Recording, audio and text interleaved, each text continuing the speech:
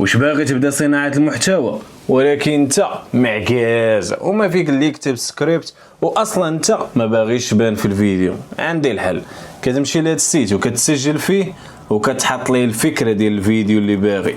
مثلا كيف يمكن صناعة محتوى على مواقع التواصل الاجتماعي.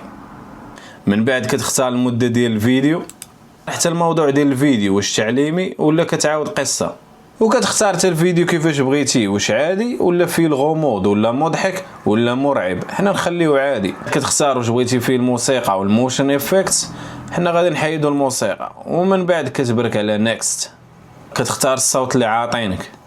رحلة الإبداع لا تعرف حدودا. رحلة الإبداع لا تعرف حدودا. نخليو هاد عبد الله. واخر حاجه من بعد الفينيسيون كتبرك على جينيريت سكريبت وكتخلي الذكاء الاصطناعي يدير الخدمه ديالو. تفاعل مع جمهورك واستمع لآرائهم، فالتفاعل يضفي حيوية على المحتوى. تذكر، الاستمرارية هي مفتاح النجاح في صناعة المحتوى.